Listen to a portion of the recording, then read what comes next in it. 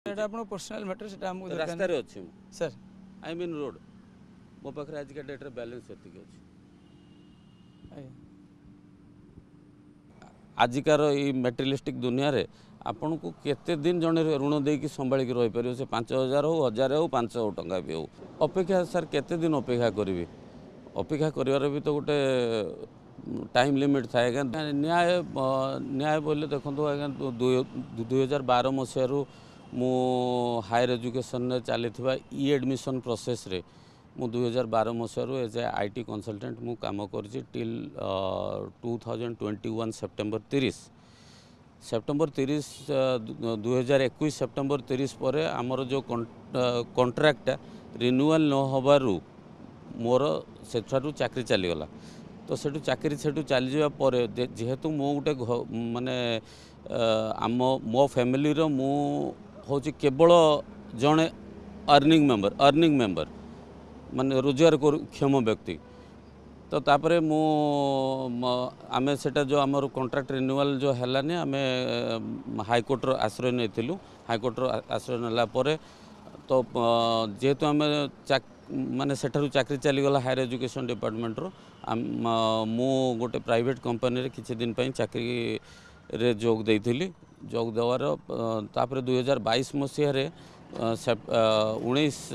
अगस्त 2022 रे हाईकोर्ट हमको आउ थे रिइनस्टेट करने हायर एजुकेशन को ऑर्डर करिया परे मु जेहेतु गोटे प्राइवेट कंपनी रे काम करूथली मते सेठू छाड़िया किछि दिन समय लागिला बट जो येटा देइथिले सरकार जो चिठीटी देइथिले से चिठी रे कोनोसी डेट मेंशन नै नथिला जे एतिकी तारीख सुधा आसिकी जॉइन निहाती करंतु बोली तो सेटा को देखिकी मु एठू मोर नोटिस पीरियड सर्व कर सारिया परे मु जाइकी नवेम्बर 8 तारीख दिन 2022 नवेम्बर 8 तारीख दिन मु मोर जॉइनिंग पई आवेदन कली हायर एजुकेशन डिपार्टमेंट रे सेतेबेले सेक्रेटरी थिले मिस्टर विष्णुपद सेठी से थिले तांको पाखरे मु मोर येटे देली जॉइनिंग लेटरटी देली जे मु जॉइन करिवे बोली किंतु से दिन पाखरु मते आज पर्यंत कोनोसी प्रकार रे मते एंटरटेन करा जायनी besides my various letters various emails प्रति मासरे 2 थर 3 थर मु ईमेल सेक्रेटरी पाखरु करिछि तापरे इन द मीन टाइम आम प्रिय मुख्यमंत्री तांको अभियोग प्रकोष्ठ जो खुलला गला 2024 मसीहा जुलाई मास सेटा केते तारीख मो ठीक मन पड़ुनी जहाँ भी जुलाई मसरे नहीं कि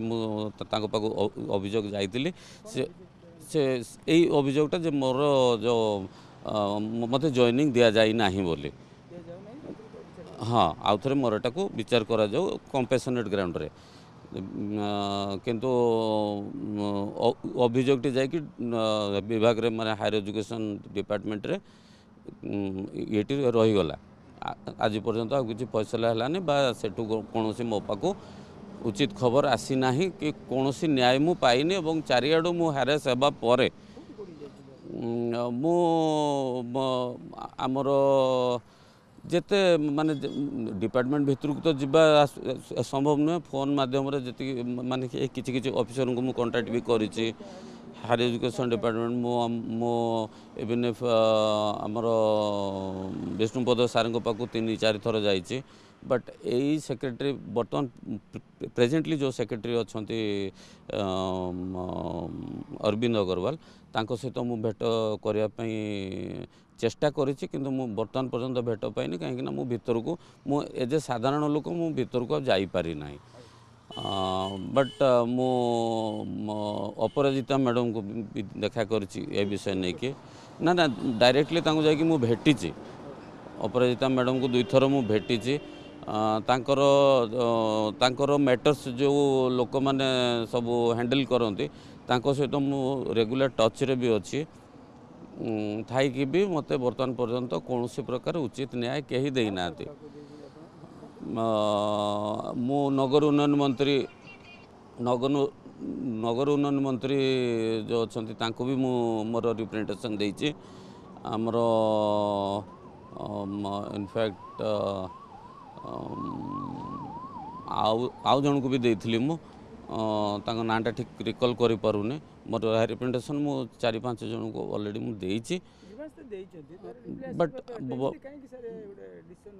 ଡିସିସନ୍ ନେବା ପାଇଁ ବାଧ୍ୟ କେବଳ ପଇସା ଅଭାବ ଆଜ୍ଞା ଋଣ ଋଣ ଋଣ କେବଳ ଋଣ ମୁଁ ବର୍ତ୍ତମାନ ବି କହୁଛି ମୋ ଦେହ ଶୀତେଇ ଯାଉଛି ମୋ ଝିଅକୁ ଛାଡ଼ିକି ଯିବା ପାଇଁ ମୁଁ ଗୋଟେ ଘଣ୍ଟା ମୋ ଝିଅକୁ ଛାଡ଼ିକି ରହିନି ଆଜିକି ମୁଁ 3 ବର୍ଷ ହେଲାଣି ମୋ ଝିଅକୁ ଛାଡ଼ିକି ରହିଛି ମୋତେ ଋଣ ଖାଇଗଲା କେତେ ଦିନ ଦୁନିଆ ଆଜିକାର ଏଇ ମେଟେରିଆଲିଷ୍ଟିକ୍ ଦୁନିଆରେ ଆପଣଙ୍କୁ କେତେ ଦିନ ଜଣେ ଋଣ ଦେଇକି ସମ୍ଭାଳିକି ରହିପାରିବ ସେ 5,000 ହେଉ 1,000 ହେଉ 500 ଟଙ୍କା ବି ହେଉ ମୋତେ ତ ମୋ ସାଙ୍ଗମାନେ ତ ମାନେ ବହୁତ ହେଲ୍ପ କରିଛନ୍ତି ପ୍ରଚୁର ଭାବରେ ହେଲ୍ପ କରିଛନ୍ତି ଏବେ ସବୁ ମାଗିଲେଣି ପ୍ଲସ୍ ମୁଁ ସେ ଯେତେବେଳେ ମୋ ଝିଅ ପାଠ ପଢ଼ୁଥିଲା ସେତେବେଳେ ମୁଁ SBIରୁ ସେକ୍ରେଟେରିଏଟ୍ ବ୍ରାଞ୍ଚ SBIରୁ ଲକ୍ଷେ ଟଙ୍କାର ଲୋନ୍ ନେଇଥିଲି ତାର ଗ୍ରାଜୁଏସନ୍ ଟାଇମ୍ରେ ମୁଁ ୟୁକୋ ବ୍ୟାଙ୍କରୁ 3,50,000 ଟଙ୍କା ଲୋନ୍ ନେଇଥିଲି ଏଇ ଯେଉଁ ପାଠପଢ଼ା ଲୋନ୍ ପାଇଁ ସେମାନେ ବର୍ତ୍ତମାନ ମୁଁ ଲୋନ୍ ନ ଦେଇପାରିବାରୁ ସେମାନେ ବର୍ତ୍ତମାନ ନୋଟିସ୍ ପଠାଇଲେଣି ମୋ ପାଖକୁ ବାରମ୍ବାର ଇଏ କରୁଛନ୍ତି ମୋତେ ବହୁତ ମାନସିକ ନିର୍ଯାତନା ହେଉଛି ସେ ଫୋନ୍ କଲ୍ ଗୁଡ଼ାକ ବହୁତ ମାନସିକ ନିର୍ଯାତନା ମାନେ ସେମାନେ ନା ନ୍ୟାସନାଲାଇଜ୍ ବ୍ୟାଙ୍କ ମୁଁ ବର୍ତ୍ତମାନ ନ୍ୟାସନାଲାଇଜ୍ ବ୍ୟାଙ୍କ ଫର୍ରେ କହିବି ସେମାନେ କେବେ ହାରାସ୍ କରିନାହାନ୍ତି କେବେ ବି ହାରାସ୍ କରିନାହାନ୍ତି ବଟ୍ ବାରମ୍ବାର କଲ୍ କରି ଚାଲିଛନ୍ତି କିନ୍ତୁ କୌଣସି ପର୍ସନାଲ୍ ଭିଜିଟ୍ କରିନାହାନ୍ତି ଅପେକ୍ଷା ସାର୍ କେତେ ଦିନ ଅପେକ୍ଷା କରିବି ଅପେକ୍ଷା କରିବାର ବି ତ ଗୋଟେ ଟାଇମ୍ ଲିମିଟ୍ ଥାଏ ଆଜ୍ଞା 2022 ନଭେମ୍ବର ମାସରୁ ମୁଁ ଅନଏମ୍ପ୍ଲଏଡ଼୍ ମୋର ଏତେ ମାନେ ଯଦିଓ ଏତେ ବଡ଼ ସଂସାର ନୁହଁ ବଟ୍ ସେ ଗୋଟେ ଛୁଆକୁ ତ ମୁଁ ତ ଯେଉଁ ଛୁଆଟାକୁ ପୃଥିବୀକି ଆଣିଛି ତାକୁ ତ ମୁଁ ମଣିଷ କରିବି ନା ମୁଁ ତ ଅଧାରୁ ତା ପାଠ ବନ୍ଦ ଅଛି ସେ ଝିଅ କାନ୍ଦୁଛି ବର୍ତ୍ତମାନ ସେ ପ୍ରିପାରେସନ୍ ହେଉଛି ଅନ୍ୟାନ୍ୟ ସବୁ ଏକ୍ଜାମ୍ ପାଇଁ ଯେଉଁଟାକି ତାର ଇଚ୍ଛା ନଥିଲା କରିବା ପାଇଁ ସିଏ ଚାହୁଁଥିଲା ଯାହା ବର୍ତ୍ତମାନ ତାର ଉଲ୍ଟା କାମ ସିଏ କରୁଛି ଯଦି ମୁଁ ଏଇ ରାସ୍ତାରେ ଯିବା ବଦଳରେ ଉଲ୍ଟା ରାସ୍ତାରେ ଯିବି ମୁଁ ମୋ ମଞ୍ଜିଲ ପହଞ୍ଚି ପାରିବି କି ଆଜି ମୋ ଛୁଆର ଅବସ୍ଥା ସେୟା